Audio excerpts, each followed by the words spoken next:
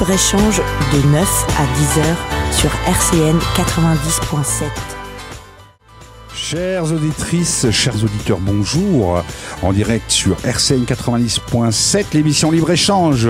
Aujourd'hui, je reçois le docteur Aubrège avec un grand plaisir, car comme je vous avais promis au cours de notre nouvelle année 2013, on va voyager beaucoup. Aujourd'hui, on va partir sur le Bénin, mais aussi sur le Mali, parce que je reçois également mademoiselle Assita, je dis pas de bêtises, elle m'a repris 2 fois là, Touré, qui est d'origine du Mali. Le Mali qui fait partie de l'actualité. Alors j'en profite, je fais coucou à tout le monde, tous nos auditrices, tous nos auditeurs en France. Mais on est écouté, docteur, sur l'Afrique, et notamment le Maghreb, mais l'Afrique noire aussi, puis sur d'autres continents. Voilà, donc c'était le coucou à tous. Pour la dernière fois, meilleurs vœux. Aujourd'hui donc, docteur Alain Aubrège, vous menez une action, je veux dire, d'intérêt général des collectivités et notamment dans un pays qui s'appelle le Bénin. Est-ce que, au travers d'une association, donc votre association, elle s'appelle l'association Gamia. Gamia. Qu'est-ce que ça veut dire, Gamia ? Oui, alors l'association Gamia, effectivement, le nom de l'association ne donne pas son objet. L'association Gamia, c'est une association qui s'occupe de de promotion de la santé auprès des populations africaines. Et il se trouve que nous intervenons pour l'instant uniquement au Bénin, mais pourquoi pas un jour dans d'autres pays d'Afrique. Alors Gamia, c'est tout simple. Gamia, c'est le nom d'un village du nord du Bénin où nous nous rendons régulièrement depuis maintenant 3 ans. Alors, donc, cette association, elle a 3 ans, vous êtes dans la 4e année, c'est bien ça ? Nous entamons la 4e année d'existence, oui. Alors, elle a été, cette association, mise en place par l'initiative d'un de vos confrères, qui est Alain Deluz, qui est le fondateur à la base. Le fondateur de l'association. Avec vous aussi, oui. Certainement. Très rapidement. Comment ça s'est passé ? Alors, expliquez-nous un petit peu. Alors, l'historique, très simplement, l'historique de l'association. Mon ami Alain Deluz faisait des études de santé publique et devait faire un mémoire. Faisait des études de santé publique, option pays en voie de développement. Et il devait faire un mémoire et il a eu l'occasion, je résume, hein. Non, mais il a eu l'occasion d'aller travailler au Bénin pour son mémoire en travaillant avec une mutuelle de santé africaine là-bas. Il a donc réalisé son mémoire et ça lui a donné des idées. Il a emmené une première fois un certain nombre de personnes, une équipe de 10 personnes qui est partie là-bas avec un projet pour la promotion de la santé. Puis ça nous a semblé intéressant. Le projet a bien marché et on a donc décidé de poursuivre ces activités-là et de créer l'association pour les mener à bien. Alors, s'il y a des personnes aujourd'hui qui disent, tiens, moi ça m'intéresse, je veux aller avec vous là-bas, docteur. Comment que ça se passe ? Eh bien, il faut qu'ils prennent contact avec nous, bien sûr, qu'on les rencontre, parce que pour leur expliquer ce qu'on fait, voir ce qu'ils attendent, et comment voir si ça les intéresse. Et en général, les personnes qui nous contactent pour partir finissent par partir. Alors, vous arrivez à les convaincre. Je crois qu'avec vous, docteur... Mais ceux qui nous contactent ont déjà très envie de partir. Voilà, oui, absolument.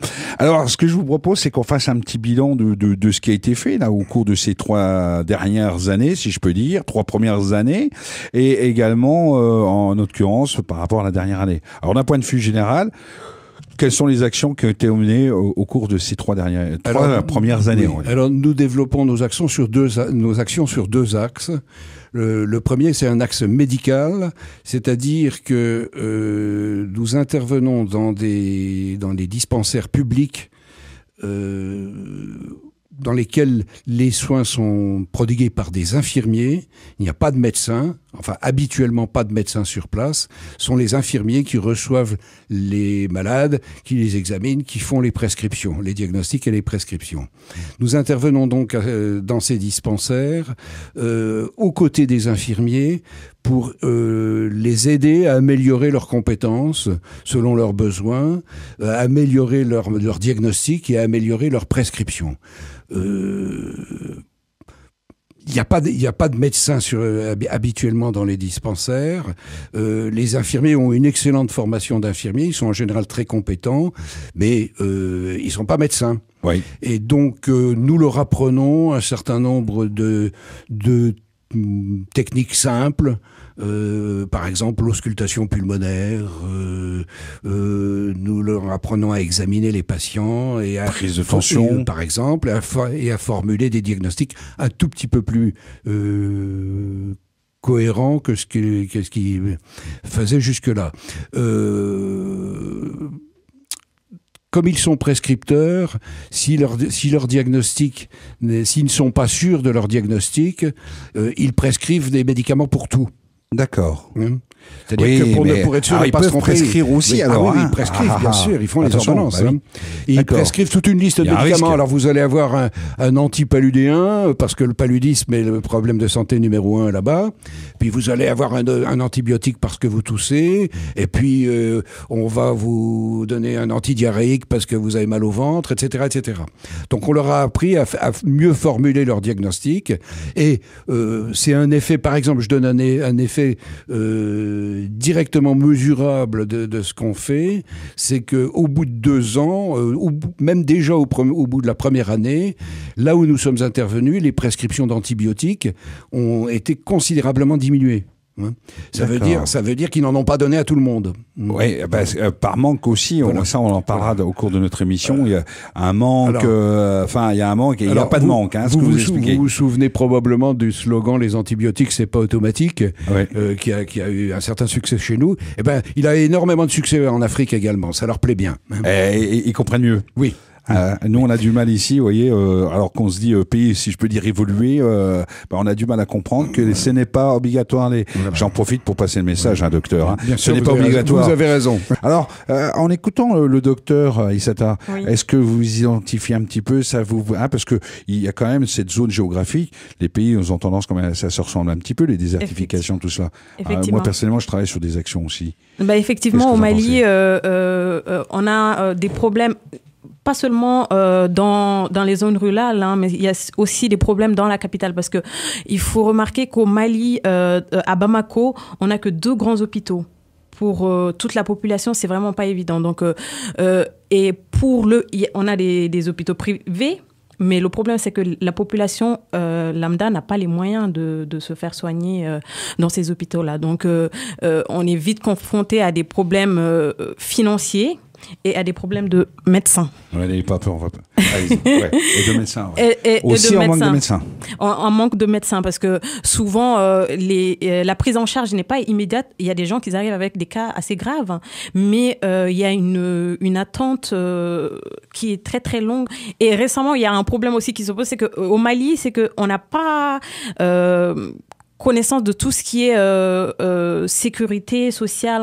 Donc, il y a eu des problèmes en 2011, fin 2011, 2012. La couverture sociale, parce que la population... L'accès aux soins, les médicaments. Voilà, l'accès aux soins. Qu'on retrouve certainement aussi, sur le Bénin. Oui, bien sûr. Oui, au Bénin, il n'y a pas de sécurité sociale. Ça existe uniquement pour les fonctionnaires. Il n'y a pas de sécurité sociale. Cependant, il y a un projet de développer dans les années qui viennent une assurance maladie pour tous. D'accord. Un projet gouvernemental. Nous avons une deuxième action. Alors, cette action est menée par les médecins de l'association qui partent. Oui. Nous avons un deuxième axe que nous faisons ça en même temps, au cours de la même mission. D'autres personnes se chargent de former des relais communautaires qui vont dans les villages pour donner des messages de prévention des maladies les plus importantes. Nous sommes intéressés évidemment au paludisme, aux maladies comme le choléra à transmission orofécale, et nous prévoyons de nous intéresser aux maladies sexuellement transmissibles. Oui, mais c'est quelque chose d'important. Ça, c'est à la demande de nos partenaires béninois. Oui. Parce que nous travaillons en partenariat avec une mutuelle de santé béninoise. Nous travaillons avec eux, et ce sont leurs propres relais qui vont dans les villages. C'est-à-dire, ce sont des gens des villages qui sont, en général, qui savent lire, écrire, et qui vont organiser des séances de formation dans les villages reculés, là où il n'y a pas de centre de santé. Et pour cela, ils utilisent du matériel pédagogique sous forme d'images que nous leur apportons, que nous avons fabriqué ici même à Nancy, parce qu'il y a nous avons la chance d'avoir 2 dessinateurs de talent dans notre association. Nous leur emportons des images qui ont été construites à partir de leurs désirs, de leurs souhaits, ils nous donnent leur avis sur la façon de représenter les choses, et nous leur apportons le matériel qui est utilisé dans les villages. Parce que dans les villages, une grande partie des populations ne savent pas lire. Et puis, au Bénin, on parle 25 langues différentes. 25 langues différentes. 25 langues différentes. Wow. Même si certaines sont dominantes dans certains villages, les gens ne se comprennent pas forcément toujours. Donc, on utilise le langage par image, le langage visuel. Oui. Alors, ces relais communautaires nous les formons à l'utilisation de ce matériel, tout simple, et ils vont dans les villages organiser des séances de formation, et nous avons eu l'occasion d'assister un certain nombre de fois à des séances de formation dans les villages. Ça nous fait extrêmement plaisir de voir ça, parce que c'est quelque chose d'inoubliable. Tout le village rassemblé sous un grand arbre, avec les notables, le chef, le maire du village, la population. Ils participent, ils posent des questions, ils s'intéressent. Alors, vous avez des traducteurs, si je peux me permettre, non, docteur? ce sont eux qui font ça, ce sont eux. C'est eux-mêmes, donc. Oui, mais je veux dire, pour se faire comprendre qu'il y a des messages. Avec nos relais communautaires, nous parlons français, ils comprennent le français. D'accord. Mais, pour bien comprendre. Mais ce sont eux ensuite. Alors, c'est-à-dire que eux vont retransmettre ce qu'on fait, et la plupart du temps, par exemple, en bariba, qui est la langue qu'on parle le plus dans cette région-là. Ils reproduisent en bariba. D'accord. Et ça se termine toujours par des chants. Ce sont des relais. danses. Ces personnes sont des relais pour pouvoir toucher toute la population. C'est très très apprécié, et probablement c'est certainement extrêmement utile. Alors ça c'est le premier axe. Je vais être, c'est le deuxième axe de nos activités. Oui. Et pour cela, il n'est pas nécessaire d'être médecin pour participer à la formation des relais communautaires. Tout le monde peut y participer. Tout le monde peut y participer. Nous assurons la formation des gens qui partent en mission. Sur un certain nombre de points, c'est-à-dire qu'ils sont parfaitement compétents pour faire ça. C'est tout nouveau. Il vient d'être créé des infirmeries scolaires dans la région, et nous n'avons encore pas travaillé avec elles, mais nous les avons visitées, et nous prévoyons d'assurer un peu la même genre de mission que celle que nous avons dans les dispensaires. D'accord. Nous essayons autant que possible de rencontrer les responsables de la santé locaux, régionaux. Quelles sont les difficultés, justement? Les difficultés. Alors, c'est-à-dire que nous avons besoin d'abord de leur soutien pour nos activités, mais aussi pour discuter un petit peu de la politique générale de la santé dans leur région. Par exemple, je donne un exemple. Ça, c'est plus dans le nord, c'est dans le sud où nous allons depuis un peu plus d'1 an seulement. Dans le sud, les choses sont extrêmement différentes. Nous allons à Dassa, qui est une ville du sud du Bénin, dans le département de Zoukoline. Dans le sud, il y a le système public est désertifié par rapport à un secteur privé totalement anarchique. Je crois qu'il ne faut pas avoir peur de le dire, tenu la plupart du temps par des gens incompétents. En plus. Il y a une pénurie de médicaments dans les pharmacies du secteur public, sciemment organisée au profit du secteur privé. Ah, ça, c'est des choses quand même importantes à le dire. Donc, en fait, il y a, je vais dire, il y a de marché au noir aux médicaments. Absolument, alors, absolument. est-ce qu'il y a des réseaux qui se créent? Ah oui, bien sûr. Il y a toutes sortes de... Vous n'imaginez pas tous les trafics auxquels ça peut donner lieu. La vente de médicaments de rue dont on ne sait pas trop ce que c'est, etc., etc. Ça peut être un Smarties, comme ça peut être n'importe quoi. Si c'est un Smarties, c'est pas trop c'est grave. Pas grave. Oui, mais je le fais exprès. Voilà, vous avez raison. Donc, un des points que nous avons discuté, par exemple, dans le Sud, avec le directeur de la santé, c'est qu'il veille personnellement, et il s'y est engagé, à assurer l'approvisionnement des pharmacies publiques pour faire revenir le public vers les centres de soins, vers les lieux publics, où la qualité des soins sera meilleure. Alors, et le coût beaucoup moins important. Oui, mais est-ce que ça ne risque pas d'amener, je vais dire, des rivalités? Ça amènera des rivalités, probablement. Donc il faut être extrêmement prudent. Il faut. Ouais. C'est pour ça que d'abord c'est pour ça que nous ne pouvons pas travailler seuls et que nous travaillons avec des Béninois, avec les responsables des mutuelles qui sont insérés dans la cité, dans la population, qui connaissent bien et qui nous guident. L'objectif de notre association, c'est pas d'apporter sur place du matériel ou des médicaments, parce que bon, c'est très louable de le faire. Mais expliquez les raisons. Quand on apporte des médicaments, par exemple, on les apporte, on les donne, même si on sait comment ils sont utilisés. Une fois qu'il n'y en a plus, il n'y en a plus. Oui. Et que on peut imaginer que ça n'a pas servi à grand-chose. Et que nous, notre objectif, c'est de ne pas faire à la place des gens, mais de les aider à faire eux-mêmes. Ça, c'est un peu, je vais dire, comme a dit Confucius, je pêche pour toi, je te nourris un jour, je t'apprends à pêcher, je te nourris à vie. Le but, c'est des accompagner, des aider, mais pas se substituer à eux. Vous n'avez pas lu le premier bulletin de notre association, la phrase de Confucius était dedans. Voilà. Écoutez, j'ai pas pu, là, ouais, effectivement, j'ai pas eu le temps de tout lire, là, mais, on se rejoint, c'est bien. Ouais, nous sommes sur la même lignée d'état d'esprit, effectivement.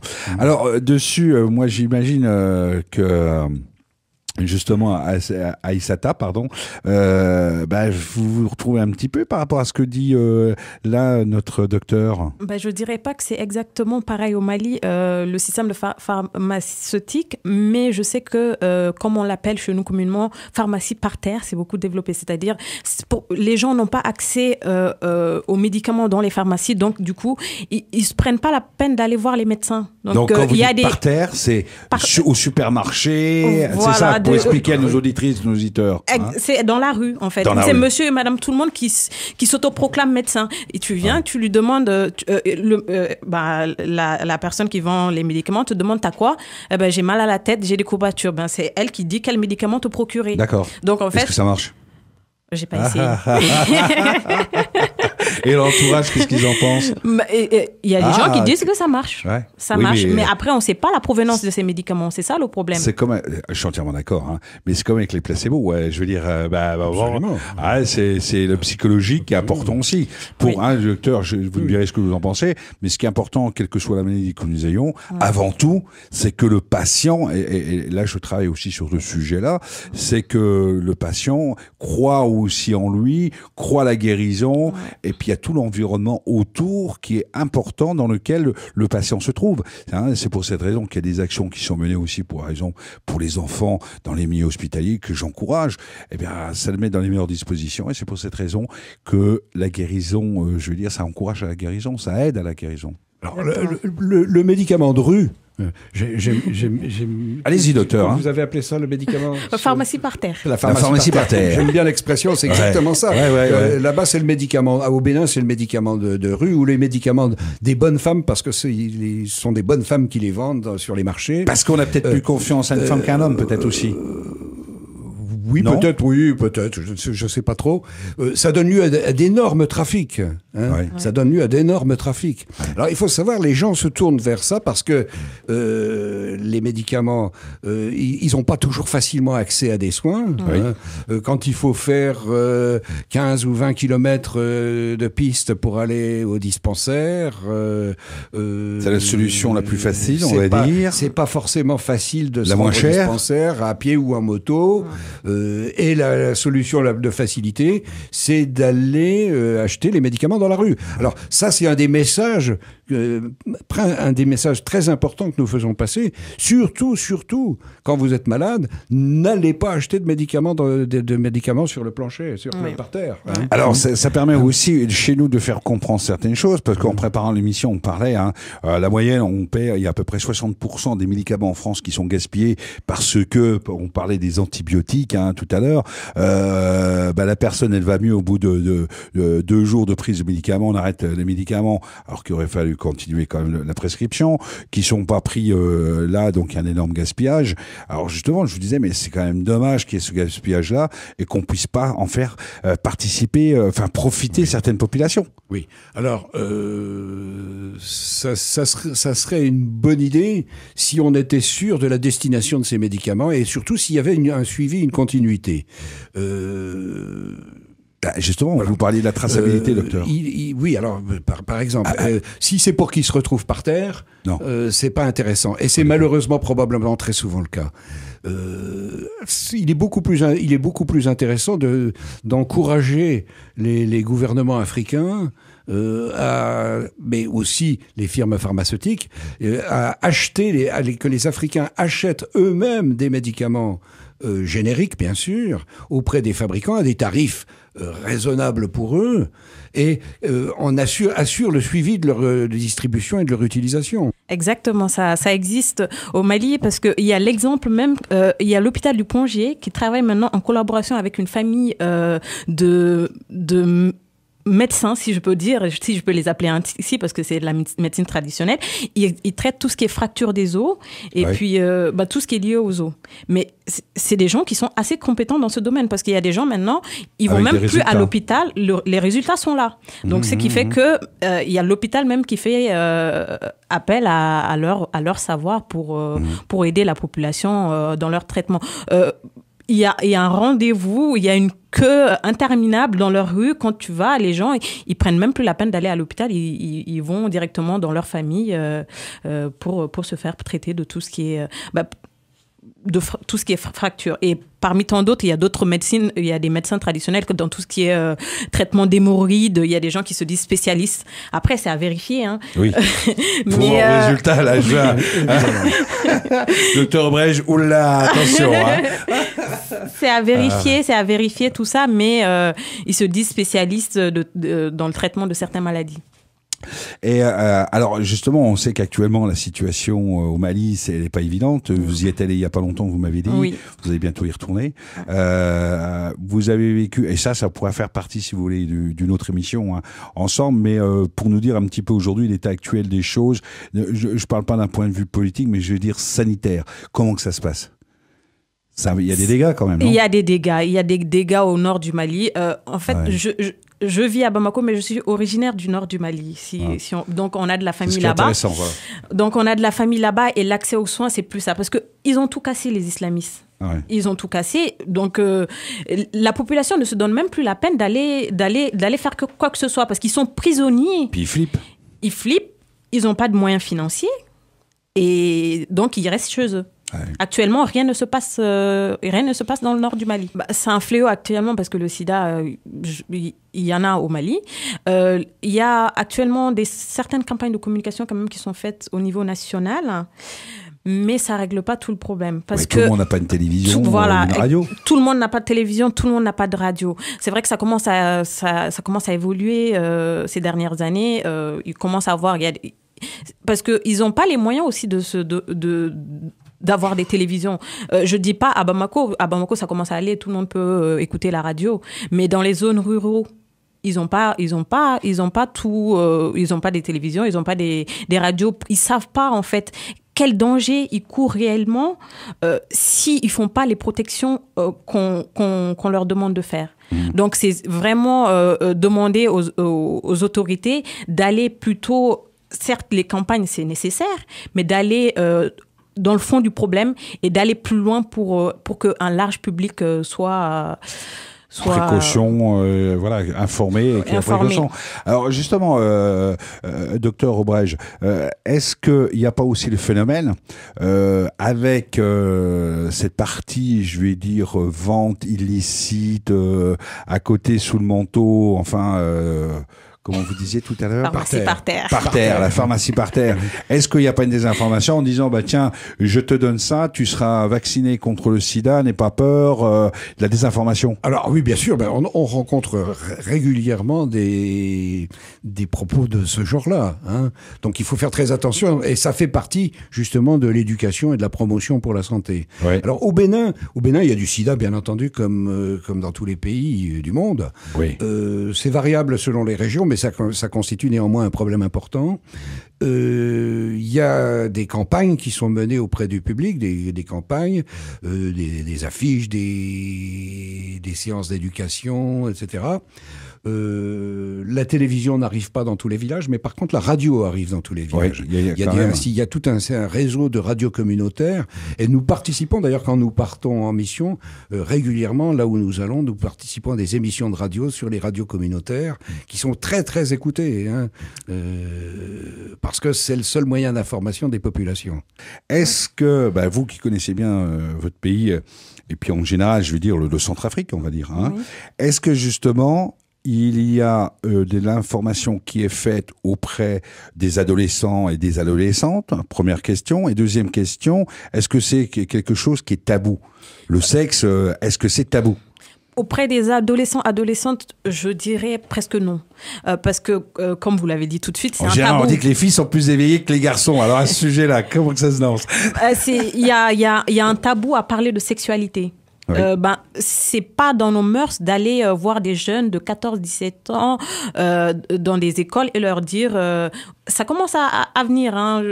Il y a encore un long chemin à parcourir, mais ça commence à venir. Mais c'était pas dans nos mœurs d'aller voir des jeunes et leur parler de sexualité, parce que les parents vont penser que c'est on est en train de pervertir les enfants, non pas qu'on est en train de les protéger. Question d'éducation, question aussi de mentalité, question culturelle, voilà. À ce niveau-là. C'est ça, exactement. Donc il faut arriver il faut respecter les traditions locales, il faut respecter certaines choses, et d'un autre côté, là...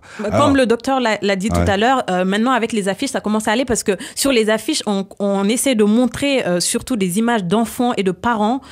Peut-être en visualisant, ils se disent que bon, tout le monde peut être concerné par le problème. Oui.